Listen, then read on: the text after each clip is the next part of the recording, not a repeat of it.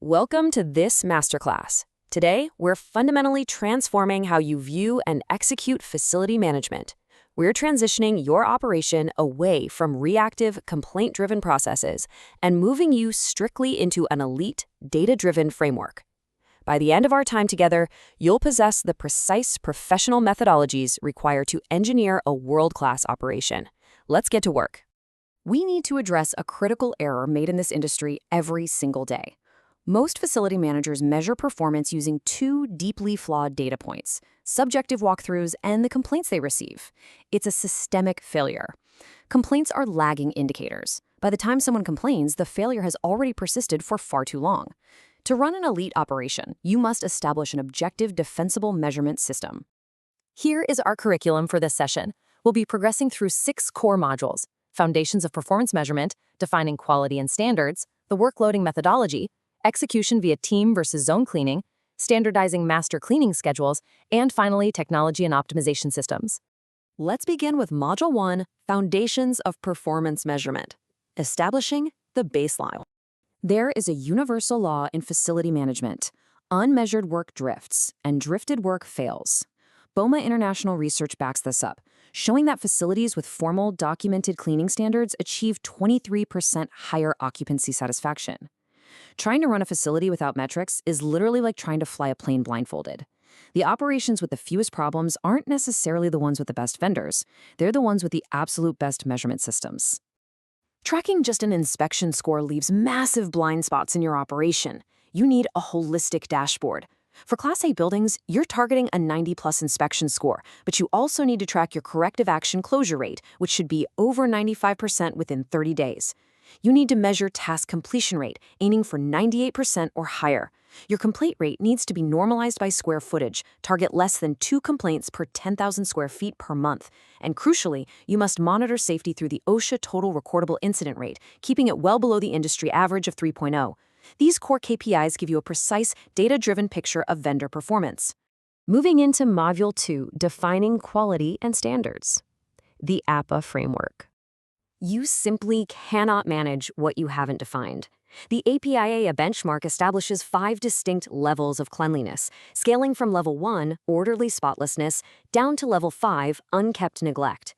Implementing this framework provides you with a vital, objective standard. It completely removes the guesswork and sets a definitive baseline for execution expectations across your entire facility. To actually maintain these stringent standards efficiently, elite facilities deploy the Lean 5S methodology. It's a progressive, highly structured framework. Sort, to dispose of the unnecessary. Set in order, so every tool has a precise place. Shine, through routine health-focused cleaning. Standardize, to create repeatable best practices. And sustain, making this your permanent operational culture. This systematic approach methodically eliminates waste without ever sacrificing safety. Module 3, the workloading methodology, mathematical staffing. Understaffing is the #1 reason cleaning quality declines over time. Vendors bid low, and to hit that low price, they assign fewer cleaners than the scope actually requires. The professional antidote to this is workloading. This is the precise mathematical process of assigning time values to every single task in your scope of work. By doing this, you calculate the exact amount of labor hours required per shift. It prevents understaffing by transparently matching labor allocation to specific facility requirements. Let's look at the actual math. According to precise ISSA workloading benchmarks for Level 2 ordinary tidiness, a single trained cleaner can typically cover between 25,000 to 40,000 square feet of standard office space in an 8-hour shift. If a vendor's proposal claims one cleaner is going to handle 80,000 square feet, the math simply doesn't work. Quality is going to suffer, no matter what they promise you. Module 4, Execution, Team versus Zone Cleaning. Knowing how many people you need dictates how they should be deployed. Most facilities default to traditional zone cleaning. That's where one person handles every single task: trash, dusting, vacuuming, mopping, in an isolated area. Elite operations, however, utilize team cleaning. Staff work as a coordinated, highly efficient unit, divided by specific, repetitive tasks. Think of it like a Formula One pit crew. You deploy a dedicated light-duty specialist, followed immediately by a vacuuming specialist, moving systematically through the building. This specialist-based approach yields massive operational benefits. You drastically reduce the time wasted switching between tools and supplies, and you minimize unnecessary walking. The learning curve for new employees is significantly faster because they only have to master one specific role. Plus, workload distribution becomes incredibly accurate, and QA checks are simplified. It ensures that if someone is absent, it doesn't derail your entire operational workflow. Module 5, Standardizing Master Cleaning Schedules, the operational engine. A professional schedule isn't just a daily to-do list. It's a multi-layered operational engine.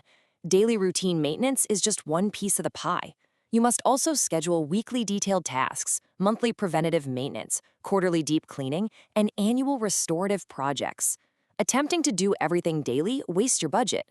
A layered schedule perfectly balances thorough sanitation with operational realities, actively preserving your physical assets over the long term. Designing this master schedule requires strict cross-departmental collaboration. You can't do it in a silo. Quality control must ensure protocols meet strict health standards. Maintenance has to identify equipment sensitivities to prevent damage, and operations must align these cleaning schedules tightly with production windows to ensure thorough sanitation without halting essential facility output.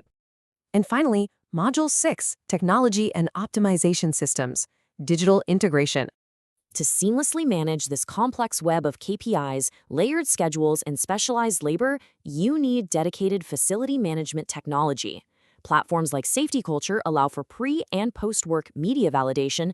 Swept provides real-time client messaging. Janitorial Manager leverages QR code tracking. And Cleantelligent handles incredibly detailed digital quality control inspections. Crucially, these platforms put the schedule and the standards directly into the hands of frontline workers via mobile apps. These optimization tools completely transform your management capabilities. They automate priority routing, force digital QA inspections, manage live supply inventory, and offer mobile time tracking. But most importantly, they generate real-time reporting dashboards. They automatically capture the exact unbiased data necessary to track our foundational KPIs, ensuring absolute compliance and total operational transparency. I'll leave you with this final, critical question. If your facility management program was audited today, right now, what would you find? Would you find an engineered, data-driven performance system, or just a series of unmeasured, drifting tasks? To achieve true operational excellence, you must build rigorous mathematical accountability into your program starting today. Because in elite facility management, trust is built on data, not hope. Thank you for attending this masterclass. Apply these frameworks and you will fundamentally elevate your operations.